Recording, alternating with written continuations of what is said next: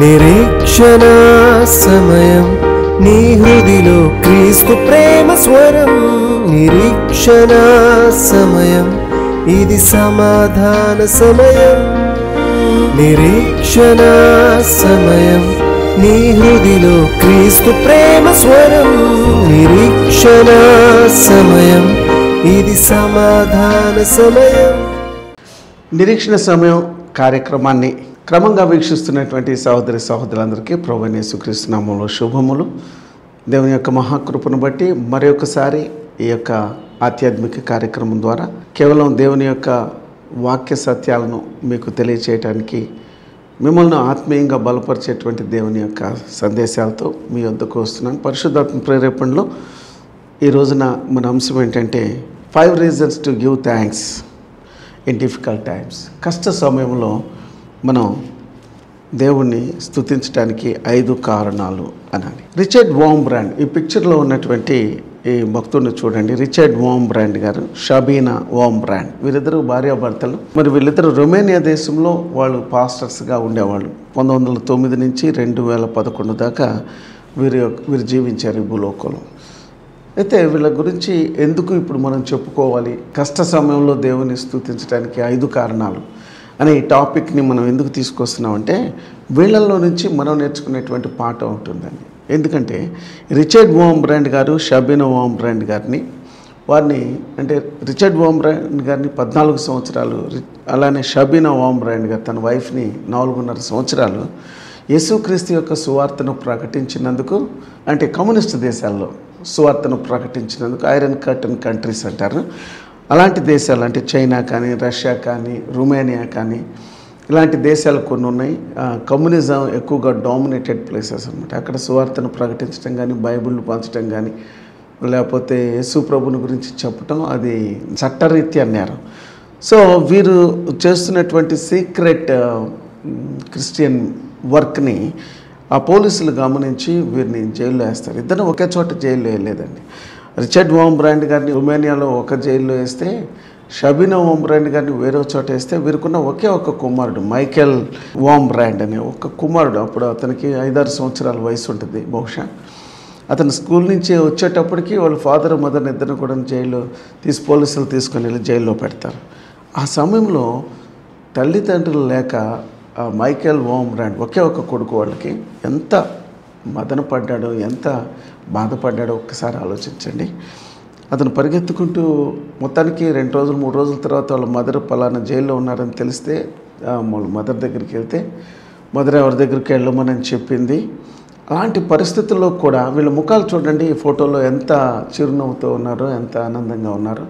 చెప్పటానికి ఏంటి నాకు చాలా ఈజీగా ఉండొచ్చు, లేదా వినటానికి మీరు ఈజీగా ఉండొచ్చు, కానీ ఈ రోజున అనేక మంది చిన్న చిన్న విషయాలకే మరి క్రైస్తత్వాన్ని వదులుకోవటానికో, క్రీస్తుని వదులుకోవటానికో దేవుని స్తుతించటమే కష్టమైపోయినది.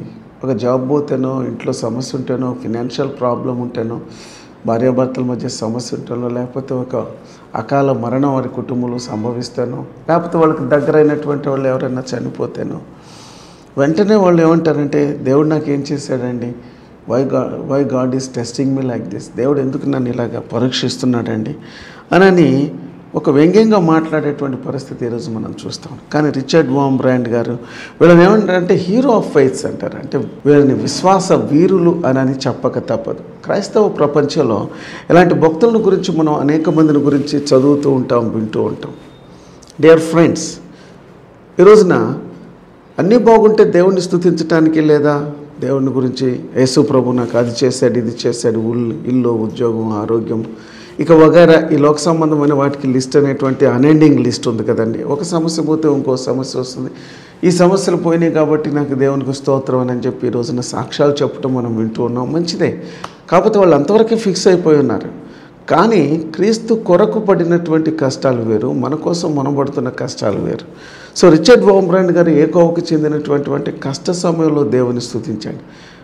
ఒకసారి ఆయన జైల్లో ఉన్నప్పుడు ఆ జైలు గార్డ్ అన్నాడు కదా, అతను ఏమైనా రిచర్డ్ వాంబ్రాండ్ గారిని, యేసు ప్రభు నీకేం చేశాడు, జైలు శిక్ష ప్రతిరోజు ఆయన్ని జైల్లో కొట్టేవాళ్ళు. శరీరంలో 14 స్థలాల్లో, అంటే బాడీలో 14 స్థలములో ఆయన చాలా 6.5 feet ఉంటాడండి. చాలా దృఢకాయుడు. Is a జ్యూ. అతను బై బర్త్ ఆయన యూదుడు అనమాట. యూదుల పర్సనాలిటీ చాలా దేహదారుఢ్యం కలిగినటువంటి వాళ్ళు. They will have very good physique. కాబట్టి ఆయన శరీరం వెనకమున బాగా కాల్చినటువంటి చువ్వలతోటి గాయాలు చేశారు. వెన్నెముక 4 చోట్ల విరగొట్టారండి, స్పైనల్ కార్డ్ని. అలా అంత భయంకరమైనటువంటి శిక్ష అనుభవించాడు. ఎక్కడ? కమ్యూనిస్ట్ జైళ్ళల్లో. దేనికోసం? యేసుక్రీస్తుని వదిలిపెట్టేసే, యేసుక్రీస్తుని గురించి ఇక నేను ప్రకటించను, యేసుక్రీస్తుని ప్రకటించటం నేరంగా నేను చేశాను కాబట్టి నీకు జైలును ఒప్పుకోమని వాళ్ళు శిక్షించారు. అయినా సరే అతను అన్నింటిని కూడా భరించాడు ప్రియులారా. సో ఇలాంటి శ్రమల్లో ఒక వ్యక్తి అన్నాడు, ఏమి యేసు ప్రభు, Richard Wurmbrand, what Christ has done for you అని అడిగినప్పుడు ఆయన చెప్పాడు కదా, నేను తెలియనటువంటి ఆనందాన్ని నా ఆత్మలో నేను పొందినాను. I got peace. రాత్రి సమయంలో యేసు ప్రభు నన్ను వచ్చి నా ముఖం మీద ఉన్న చెమటను తుడుస్తాడు. ఎందుకంటే ఆ రూమ్స్లో కరెంట్ ఉండేది కాదు, రాత్రంతా చీకటి, ఒకసారి ఎలుకలు కూడా వచ్చి తిరుగుతూ ఉంటాయి, వాళ్ళు పడుకొని నిద్రపోతుంటే గాయాలు చేసేవి. ఇది అంటే సొఫిస్టికేటెడ్గా ఉంటుంది కదండి. సో ఎంతో భయంకరమైనటువంటి ఆ క్లిష్ట పరిస్థితుల్లో, ఆ ఇంప్రిజన్మెంట్లో, ఆ జైల్లో ఆయన అన్నాడు కదా, నువ్వు యేసు ప్రభుని చూడాలనుకుంటున్నావు అన్నాడు Richard Wurmbrand. Yes, I want to see Jesus అంటే, అప్పుడు చూడండి అని చెప్పి తన ముఖాన్ని తన వైపు చూపినప్పుడు అక్కడ ఉన్నటువంటి గార్డ్ ఉంటాడు చూడండి, రక్షక భటుడు, ఆయన ముఖంలో వెలుగును చూశాడట. అంటే he has scene Christ in his face. అంటే కష్ట సమయంలో కూడా రిచర్డ్ వోంబ్రాండ్ గారు యేసు ప్రభును స్తుతిస్తూ ఉన్నాడు. ఆయన ముఖంలో ఆ ముఖ వర్చస్సు, కౌంటినెన్స్లో ఉండేటువంటి వెలుగు ఏమాత్రం కూడా తగ్గిపోలేదు. 92వ కీర్తన 1వ వచనంలో చూసినట్లయితే అక్కడ దావీదు కష్ట సమయంలో దేవుని స్తుతించటానికి ఒక మంచి కారణాన్ని మనకు చూపెడతా ఉన్నాడు. 92వ కీర్తన 1వ వచనం, యెహోవాను స్తుతించటం మంచిది, మహోన్నతుడా నీ నామమును కీర్తించటం మంచిది. ఉదయమున నీ కృపను, ప్రతి రాత్రి నీ విశ్వాసతను 10 తంతుల స్వరమండలముతోనూ గంభీర ధ్వని గల సితారతోనూ ప్రచురించటం మంచిది. యెహోవాను స్తుతించటం మంచిది. It is good to give thanks.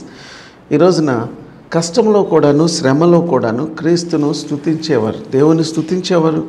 మనం బైబిల్లో చదువుతాం, యోబు అన్నిపోయినా దేవుని స్తుతించాడు. దట్ ఈస్ అది మనకు ఒక మార్గదర్శకంగా ఉండటం కోసం దేవుడు అలాంటి భక్తులను మన ముందు ఉంచాడు. పౌలు శీలను జైల్లో పెట్టినా సరే వాళ్ళు దేవుని స్తుతించారని అంటే that's okay.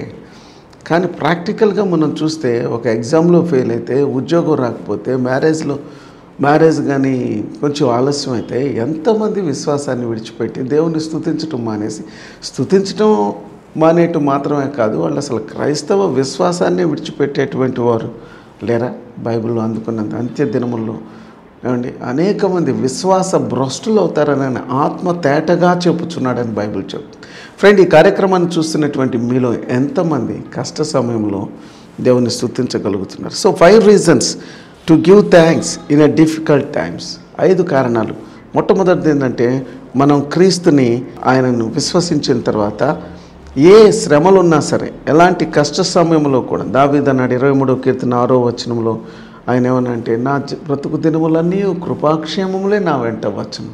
In all the days of my life your goodness and mercy shall follow me అన్నాడు. అంటే ఆయనకి ఏ కష్టాలు లేవండి. దావీదు చేసిన యుద్ధాలు ఎన్ని? చాలా యుద్ధాలు చేశాడు కదా.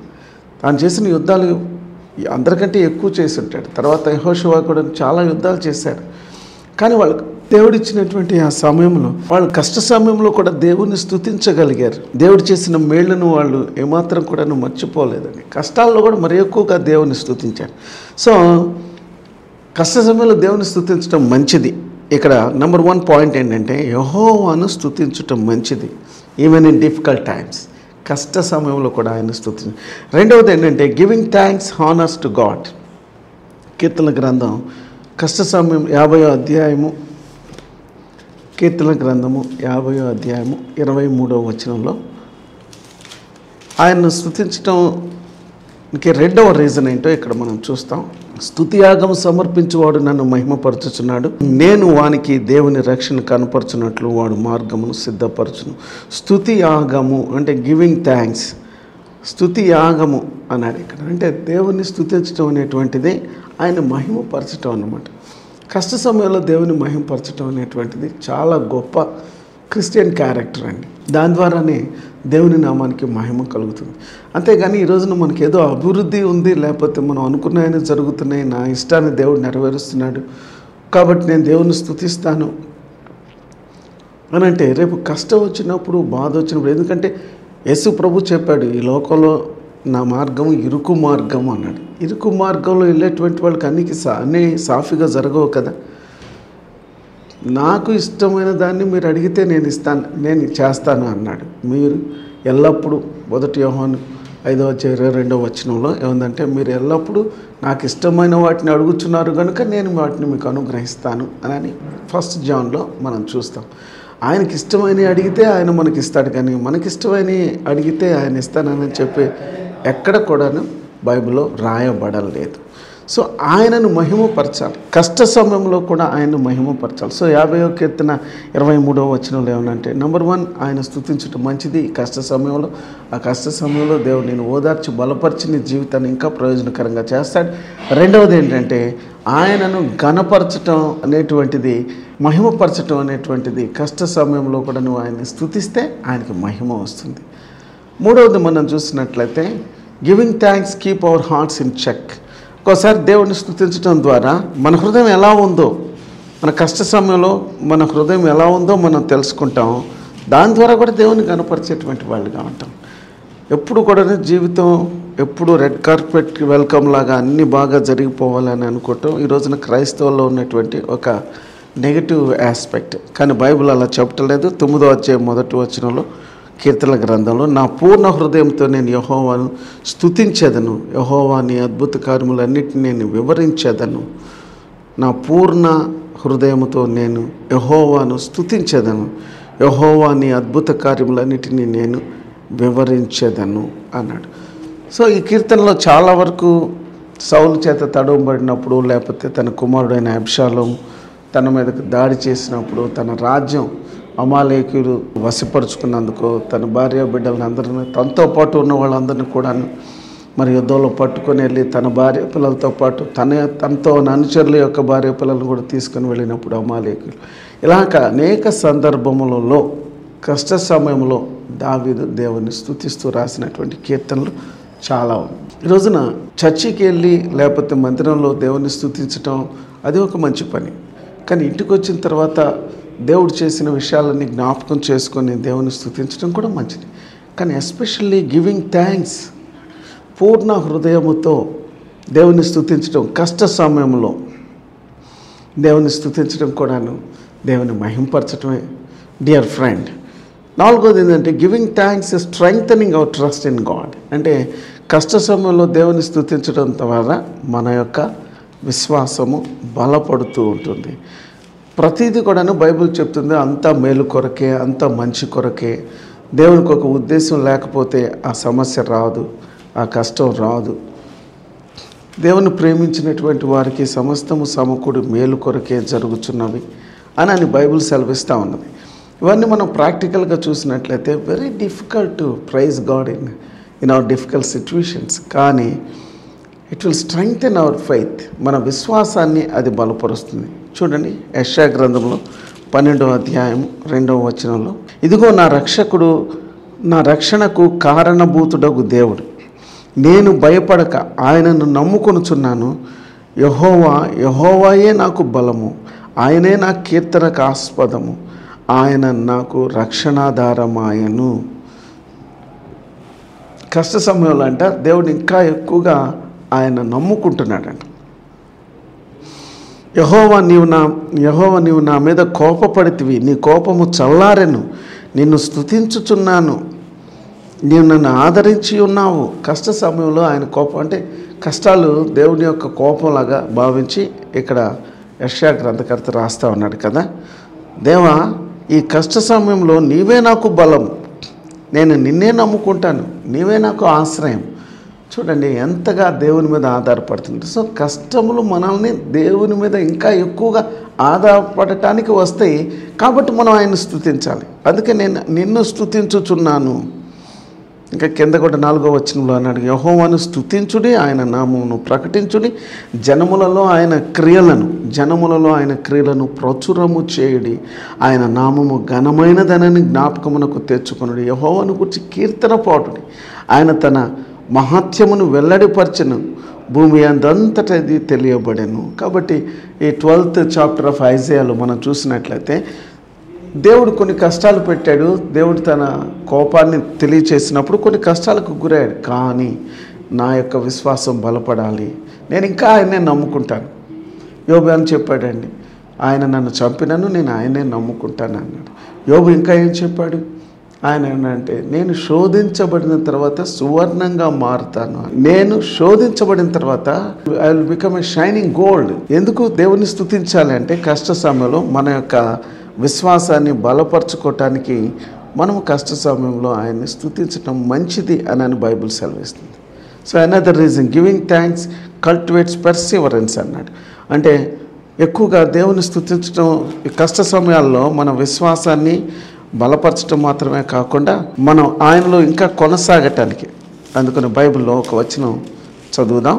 యాకోబు పత్రిక 1వ అధ్యాయము 2వ వచనం, నా సహోదరులరా, మీ విశ్వాసమునకు కలుగు పరీక్ష ఓర్పును పుట్టించునని ఎరిగి మీరు నానా విధములైన శోధనలో పడినప్పుడు అది మహానందమనని ఎంచుకొనుడి. అంటే ఓర్పు, పర్సివరెన్స్ అంటే కష్టాలలో దేవుని స్తుతించేటువంటి వారికి దేవుడు మంచి ఓర్పునిస్తాడటండి. ఈ ఓర్చుకున్నటువంటి వారికి కష్ట సమయంలో దేవుని స్తుతించేటువంటి వారు నిజంగా వాళ్ళు ఎంత భక్తి జీవితంలో స్థిరపడినటువంటి వారుగా ఉంటారు. చూడండి 12వ వచనం, శోధన సహించువాడు ధన్యుడు, అతడు శోధనకు నిలిచిన వాడే ప్రభు తన్ను ప్రేమించు వారికి వాగ్దానం చేసిన జీవ కిరీటము పొందును.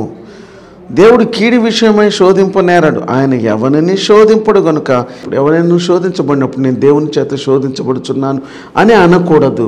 శోధన సహించువాడు ధన్యుడు, అతడు శోధనకు నిలిచిన వాడై ప్రభు తన్ను ప్రేమించు వారికి వాగ్దానము చేసిన జీవ కిరీటమును పొందును. సో ఈ శ్రమలు మనలో ఓర్పును, మనలో సహనాన్ని, మనలో దేవుని పట్ల విశ్వాసాన్ని పెంచటానికి ఇవి ఉపయోగపడతాయి. చూడండి, సో 5 రీజన్స్ ఇప్పుడు మనం తెలుసుకున్నాం. ప్రియ సహోదరులు, మనం దేవుణ్ణి స్తుతించడం మంచిది కష్ట సమయంలో, ఎందుకంటే అది మనకి ఎంతో గొప్ప ఆశీర్వాదం. రెండవది, కష్ట సమయంలో మనం ఆయన మీద ఆధారపడటానికి దేవుని స్తుతించడం మంచిది. ప్రభువా, ఈ అవకాశాన్ని నాకు ఇచ్చావు, నీ మీద ఆధారపడటానికి నాకు ఈ అవకాశం ఇచ్చారని దేవుని స్తుతించాలి. ఎందుకంటే ఆయన కీడు కోసం ఎవరిని శోధించడు, కానీ మేలు కోసమే కదండి. బైబిల్లో మనకి ఇలాంటి సందర్భాలు చాలా కనపడతాయి. అయితే ఈ రోజున ప్రస్తుత కాలంలో అనేక శోధనలకు గురి అవుతాను. శోధనలు 2 రకాలు. ఒకటి మనంతట మనం తెచ్చుకునేటువంటి శోధనలు, శ్రమలు. అవి తప్పనిసరిగా వాటికి తగిన మూల్యం చెల్లించాల్సిందే. ఎందుకంటే యేసు ప్రభు చెప్పాడు, ఆయన ఏం చెప్పాడంటే మీరు శోధనలోనికి తేక కీడు నుంచి తప్పించమని ప్రార్థన చేయమన్నాడు. కొంతమంది శోధనలకి తమ ఎక్స్పోజ్ చేసుకుంటూ ఉంటారు. ఈరోజు ఉన్నటువంటి సమాజంలో చాలామంది చూడండి, వాళ్ళ యొక్క శ్రమలన్నీ కూడా వాళ్ళు కావాలని తెచ్చుకున్నాయి ఎక్కువగా కనపడతా ఉంటాయి. దానికి సరైనటువంటి విజ్డమ్, దేవుని యొక్క జ్ఞానం ఉండాలి. అందుకనే యాకోబు చాలా చక్కగా రాశాడు.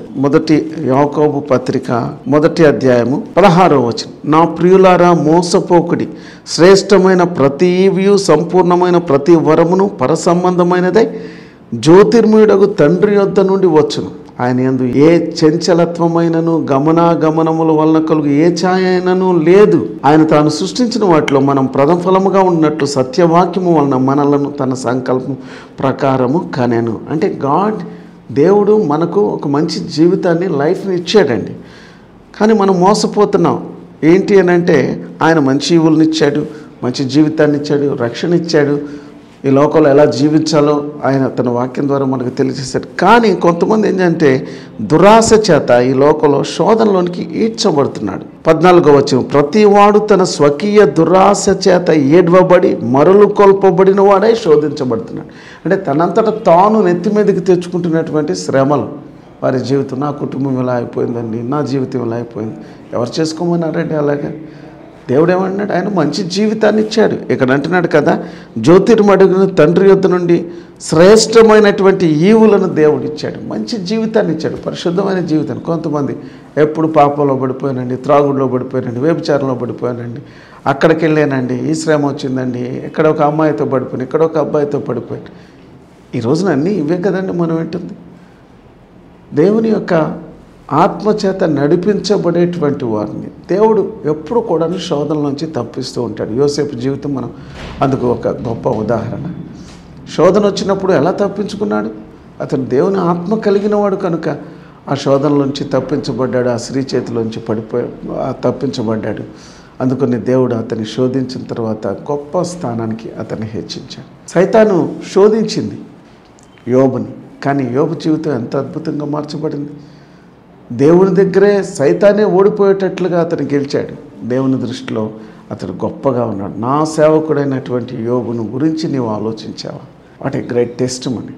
యోబు తనంతట తాను శ్రమలు తెచ్చుకోలేదు, తనంతట తాను ఇల్లు కూల్చుకోలేదు, పిల్లలను చంపేయలేదు, తనంతట తాను ఏదో అపవిత్రమైన కార్యాలు చేసి ఆస్తి అంతా వదులుకోలేరు. ఈరోజు చాలామంది ఇలాంటివి అడ్డమైన దారిలో వెళ్తారు, వాళ్ళకి ఇష్టమైన పనులు చేసుకుంటారు, డబ్బులన్నీ కూడా ఈఎంఐలో బ్యాంక్ లోన్స్ తీసుకుంటారు, ఇళ్ళు కడతారు, వ్యాపారాలు చేస్తారు, నష్టపోయింది మళ్ళీ ప్రార్థన చేయండి అంటారు.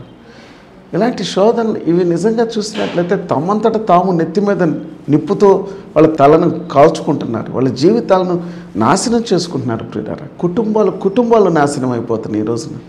They have no wisdom of God. అట్టి వారికి దేవుని జ్ఞానము లేక నశించిపోయారు. బైబిల్ చెప్తా ఉంది, అట్టివారు దేవుని జ్ఞానము లేక, నా ప్రజలు జ్ఞానము లేక నశించిరను. దేవుడి బాధ అది. ఇశ్రాయేలు జ్ఞానం లేదు, విజ్డమ్ లేదు. 3వ అధ్యాయం యాకోబు పత్రిక, చాలా అద్భుతమైన విషయాలు ఇక్కడ రాస్తాడు యాకోబు పత్రికలో, అవి మీకు తెలియజేస్తాను. 3వ అధ్యాయము 17వ వచనం, అయితే పైనుండి వచ్చు జ్ఞానము మొట్టమొదట పవిత్రమైనది, తరువాత సమాధానకరమైనది, మృదువైనది, సులువుగా లోబడినది, కనికరముతోనూ మంచి ఫలములతోనూ నిండుకున్నది, పక్షపాతమైనను వేషధారణ అయినను లేనిదే అయి ఉన్నది. సో అద్భుతం కదండి. కాబట్టి ఈ నీచ కార్యాలు, అల్లరి కార్యాలు, కామ సంబంధమైన కార్యాల్లో ఈరోజున అనేకులు భూ సంబంధమైన జ్ఞానము, దయ్యాల జ్ఞానంతో నశించిపోతున్నారండి ఈరోజు. కాబట్టి అలాంటి శోధనలకు ఎవరేం చేయలేరు, ఎవరు చేసుకున్న కర్మ వాడు అనుభవించాలన్నట్లుగా. కానీ ఈరోజు మనం చెప్పుకునే టాపిక్ ఏంటంటే, కొన్ని శ్రమలు మన జీవితంలో నమ్మకంగా క్రీస్తు కొరకు జీవించేటువంటి వారి జీవితాలలో కొన్ని శ్రమలు ఎదురవుతూ ఉంటాయి. ఆ శ్రమలలో కూడా దేవుని యొక్క ఉద్దేశం కూడా ఒకటి ఉంటుంది. ఆ పర్పస్ని దేవుడు మన జీవితంలో నెరవేర్చడం కోసం, తర్వాత మనల్ని ఇంకా ఆధ్యాత్మిక సుసంపన్నులుగా చేయటం కోసం, అనేక మందికి ఆదర్శంగా ఉండటం కోసం మన జీవితాలలో కొన్ని శ్రమలు అనుమతిస్తాడు. ఆ శ్రమల ద్వారా మనం దేవుని స్తుతించేవారిగా ఉంటాం. కాబట్టి దేవుని నామం మహింపరచబడుతుంది. ఆ కోవకు చెందిన వారిగా నువ్వు నేను ఉండాలని దేవుడు కోరుతున్నాడు. ఎందుకంటే giving thanks in a difficult times is a great art. అది ఒక గొప్ప కళ. కష్ట సమయంలో దేవుడు, మీరు చెప్పచ్చు, మీరు కూర్చొని చెప్తున్నారండి మీకు ఏ శ్రమలు లేవు కానీ సోదరులారా, ఆ ప్రాసెస్లో అందరూ నడుస్తూ ఉన్నాం. చాలామంది అనుకుంటారు కదా, దైవ సేవకులు వారికి ఏం కష్టాలు లేవు కాబట్టి వాళ్ళు బోధిస్తూ ఉంటారని. అసలు బోధించడానికి కష్టాలే ఒక్కోసారి టీచర్స్గా ఉపయోగపడతాయి అన్న సంగతి వారికి తెలియదు. ఒకవేళ ఈ కార్యక్రమాన్ని వీక్షిస్తున్న మీరు మీ జీవితంలో మీరు నీతిగా యథార్థంగా క్రీస్తు కొరకు నిలబడితే వచ్చే శ్రమల ద్వారా మీరు కానీ శ్రమలు అనుభవిస్తుంటే, ఇప్పుడు చెప్పిన 5 రీజన్స్, మొట్టమొదటిగా అది మంచిది, ఆయన మీద విశ్వాసాన్ని పెంచడం కోసం ఆ శ్రమ, ఆయన మీద ఆధారపడటానికి, మీలో ఆ ఓర్పుని ఇంకా పెంచటానికి మీరు ఆయన స్తుతించాలి. చివరిగా ఈ మాట చెప్తాను. 1 కొరింథీయులకు రాసిన పత్రిక 10వ అధ్యాయం 11వ వచనం, ఈ సంగతులు దృష్టాంతముగా వారికి సంభవించి యుగాంతమందు మనకు బుద్ధి కలుగుటకై వ్రాయబడును. 12వ వచనం, తాను నిలుచున్నానని తలంచుకున్నవాడు పడకుండానట్లు జాగ్రత్తగా చూచుకునేవాళ్ళను. సాధారణంగా మనుషులకు కలుగు శోధన తప్ప మరి ఏదీ మీకు సంభవింపలేదు. దేవుడు నమ్మదగినవాడు, మీరు సహింపగలిగినంతకంటే ఎక్కువగా ఆయన మిమ్మల్ని శోధింపనీయడు. అంతేకాదు, సహింపగలుగుటకు ఆయన శోధనతో కూడా తప్పించుకుని మార్గమును కలుగ చేయును. He will give you the way to escape from your temptations. శోధనలో నుంచి తప్పించుకోవటానికి కూడా ఆయన మార్గాన్ని ఏర్పాటు. ఆయన నమ్మదగినవాడు. So friends, praise God. దేవునిని స్తుతించడం ఎంతో మంచిది. 1 తెస్సలోనికి రాసిన పత్రిక 5వ అధ్యాయము 16వ వచనం, ప్రతి విషయమునందు కృతజ్ఞతాస్తుతులు చెల్లించుడి, ఇలాగు చేయుట యేసుక్రీస్తు నందు మీ విషయంలో దేవుని చిత్తము. Pricing God in always it's the will of God. Let us pray. ప్రార్థన చేసుకుందాం. ప్రేమ నమ్మకమైన తండ్రి, స్తోత్రాలు చెల్లిస్తూ ఉన్నాం ప్రభువా. కష్ట సమయంలో నిన్ను ఎలాగ స్తుతించాలో ఈరోజు ఒక 5 రీజన్స్ మేము నేర్చుకున్నాం తండ్రి. How to give thanks in difficult times. కాబట్టి ఈ కార్యక్రమాన్ని వీక్షిస్తున్నటువంటి ప్రతి బిడ్డ కూడాను కష్ట సమయంలో కృంగిపోక నిన్ను స్తుతించటం ద్వారా కూడా ఆ కష్టాల్లో వారు ఒక పర్పస్ను తెలుసుకొని తండ్రి నీకు ఇంకా దగ్గర అవుతారు, కానీ నీకు దూరం అవరు. అట్టి కృపను ఈ కార్యక్రమాన్ని వీక్షిస్తున్న బిడ్డలందరికీ దయచేయమని యేసునామములో స్తుతించి ప్రార్థిస్తున్నాను. ఆమేన్, ఆమేన్. Thank you friends. ఈ కార్యక్రమం ఇదే సమయానికి మరొక టాపిక్తో మరొకసారి మిమ్మల్ని కలుసుకునేంత వరకు ప్రభువు మీకు తోడుగా ఉండి సహాయం చేయను గాక. ఆమేన్. ఒంటరితనముతో, ఓదార్పు లేక, ప్రేమించేవారు లేక, జీవితంలో నిరాశ నిస్పృహలో ఉన్నవారికి ఆ ప్రభు ప్రేమను రుచి చూడాలని, మీ జీవితాలను మరియు మీ కుటుంబాలను ఆనందంతో నింపుకోవాలని ఆశపడేవారికి ఇదే మా ఆహ్వానం. మన గుంటూరు పట్టణంలో నెహ్రూ నగర్ 7వ లైన్లోని House of Prayer Fellowship Church నందు జరిగే ఆదివారం ఆరాధనకు మిమ్మల్ని ఆహ్వానించుచున్నాము. ఆదివారం ఆరాధన సమయం ఉదయం 10:30 దైవజనులు సోల్మన్ రెడ్డి గారు వాక్యమును అందించి మీ అన్ని అవసరతల కొరకు ప్రార్థిస్తారు. మా address house of Prayer Fellowship church, Nehru Nagar 9th line, Guntur. మా సెల్ ఫోన్ నంబర్ 9394782237 మరియు మా ఉదయకాలపు ఆరాధన ఆర్టీసీ కాలనీలోని house of Prayer Fellowship Church నందు 8 గంటల నుండి 10 గంటల వరకు జరుగును. అడ్రస్ ఆర్టీసీ కాలనీ 1వ లైన్, గుంటూరు.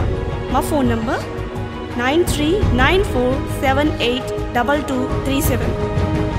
అందరూ ఆహ్వానితులే.